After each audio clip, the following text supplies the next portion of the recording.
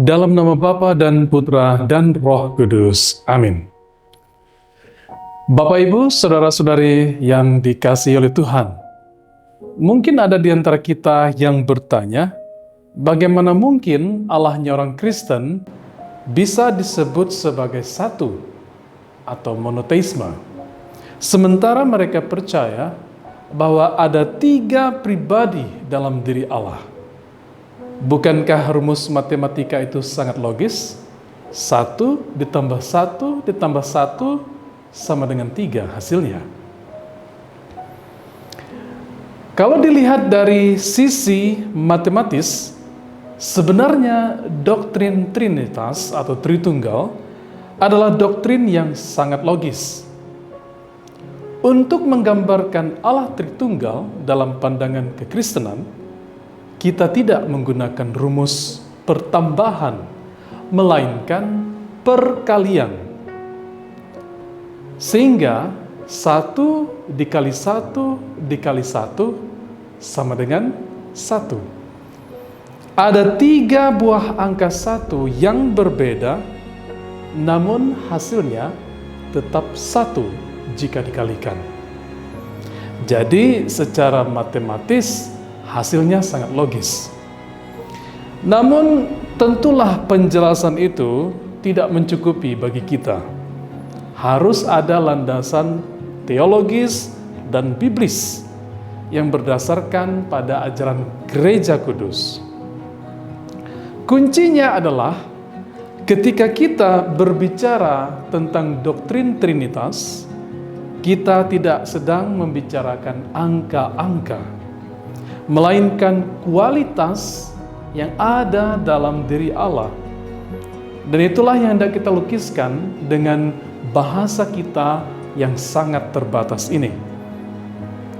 Poin utama yang hendak ditunjukkan di sini adalah bahwa pribadi Allah yang sebelumnya sama sekali jauh, tak tersentuh, dan sulit untuk dikenal, kini mewahyukan dirinya dalam pribadi manusia lemah yang kita kenal dalam pribadi Yesus Kristus Putra Allah. Dialah Sang Firman atau Logos. Dialah Putra Allah sendiri. Melalui Yesus Kristus inilah pribadi Allah yang tidak tampak, yang sulit untuk dikenal, menjadi pribadi yang tinggal di tengah-tengah kita, menjadi pribadi yang bisa dilihat dan bisa disentuh. Jika kita membandingkan kehadiran Allah dalam Perjanjian Lama dan Perjanjian Baru, kita bisa melihat perbedaannya. Bagaimanakah Allah mewahyukan dirinya dalam Perjanjian Lama melalui para nabi? Kita bisa melihat itu misalnya dalam peristiwa Teofani, yaitu penampakan diri Allah. Di dalam Perjanjian Lama, Allah bisa saja menampakkan dirinya dalam rupa manusia atau wujud malaikat. Contohnya, ketika Abraham sedang duduk di pintu kemahnya, Allah menampakkan dirinya dekat pohon terbantin di Mamre dalam rupa 3 orang manusia. Hal itu bisa kita baca dalam kitab Kejadian bab 18 ayat 2. Dan contoh yang kedua bisa kita lihat juga adalah ketika Yakub berada di dekat penyeberangan sungai Yabok, dan Yakub bergulat dengan Allah yang mengambil rupa dalam seorang laki-laki sampai fajar menyingsing, sampai sendi pangkal pahanya terpelecok. Itu bisa kita baca juga dalam kitab Kejadian bab 32 ayat 24. Jadi Allah bisa saja menampakkan dirinya dalam bentuk atau rupa manusia. Selain itu, Allah juga menampakkan dirinya dalam kehadiran yang lain. Misalnya, ketika Musa sedang menggembalakan kambing domba Yitro mertuanya di sekitar Gunung Horeb, Allah mewahyukan dirinya dalam semak duri yang menyala. Namun semak itu tidak terbakar. Allah juga bisa menampakkan dirinya dalam bentuk tiang awan dan api yang menuntun bangsa Israel keluar dari Mesir. Ini kita bisa baca dalam kitab Keluaran bab 13 ayat 21 sampai dengan 22. Dan kehadiran Allah ini adalah kehadiran yang sangat menggetarkan, tapi juga sekaligus mengagumkan. Sebagaimana dikatakan oleh seorang teolog dari Jerman, Rudolf Otto, pengalaman ini menjadi pengalaman tremendum et fascinosum, yang menggetarkan tetapi sekaligus juga mengagumkan. Nah, kita bandingkan dengan kehadiran Allah dalam diri Yesus di Perjanjian Baru. Yesus, mau ditekankan di sini, bukanlah manusia biasa. Dia juga tidak sama dengan para nabi yang hadir sebelumnya dan tidak akan pernah sama dengan setiap orang yang hadir setelahnya. Dia adalah anak Allah. Ketika Yesus dibaptis oleh Yohanes di sungai Yordan, Allah sendiri yang berseru, "Engkaulah anakku yang kukasihi, kepadamulah aku berkenan." Kita baca dari Injil Markus bab 1 ayat 11.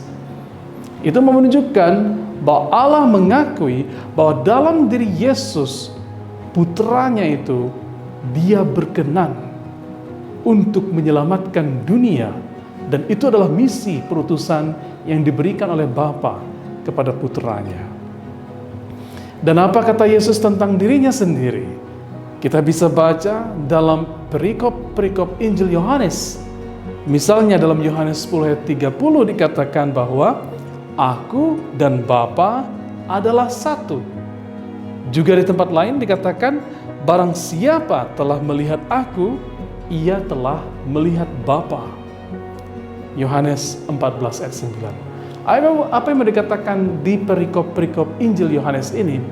Bahwa Yesus menunjukkan kesetaraannya dengan diri Allah Bapa sendiri.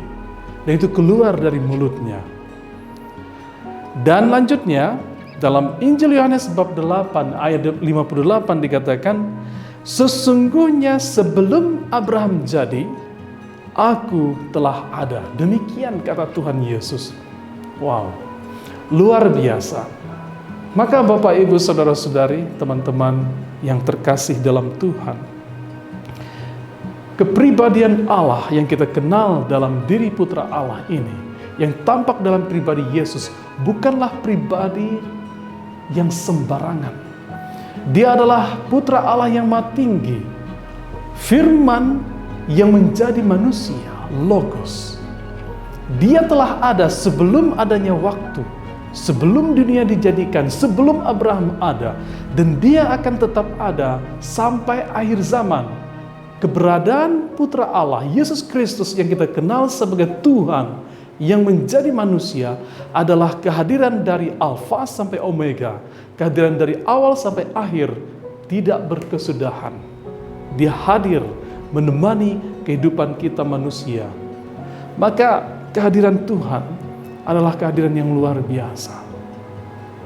Dan sebelum Tuhan kembali ke surga, Dia berjanji untuk mengutus Roh Kudus ke dalam dunia, supaya Roh inilah yang menjadi penghibur bagi kita, bagi gereja yang sedang berziarah saat ini.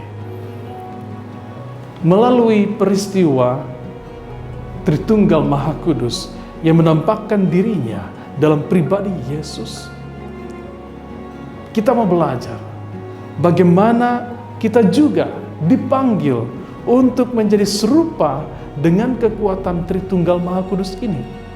Sebab di dalam Tritunggal Maha Kudus ada kasih, ada kesatuan, dan ada rasa relasi yang mendalam. Dan inilah yang menjadi ciri khas, yang menjadi pola dasar dari Tritunggal Maha Kudus, kesatuan antara pribadi Allah Bapa, Allah Putra, dan Allah Roh Kudus. Dan inilah yang kita akui dalam Gereja Kudus. Maka dalam syahadat iman kita, kita juga mengakui bahwa Allah Pencipta, Allah yang menjadi manusia, dan Allah yang menguduskan. Maka merupakan tugas bagi kita semua untuk pertama-tama memohon kehadiran kuasa Tritunggal Maha Kudus untuk senantiasa menginspirasi kita. Tetapi pada saat yang bersamaan kita juga mengusahakan daya kekuatan cinta yang terlahir dalam kuasa roh ini untuk hadir juga menguatkan kita saat ini. Sebagaimana Allah Bapa, Putra, dan Roh Kudus merupakan satu kesatuan Allah yang utuh, kita juga yang sedang berziarah di dunia ini bersama dengan gereja kudus menuju kerajaan surga, kita juga merupakan kesatuan yang tak terpisahkan. Kesatuan dalam cinta yang membawa damai, yang menaburkan kasih, dan memberikan keselamatan bagi banyak orang dalam diri Putra Allah yang Maha Tinggi, Yesus Kristus Tuhan kita.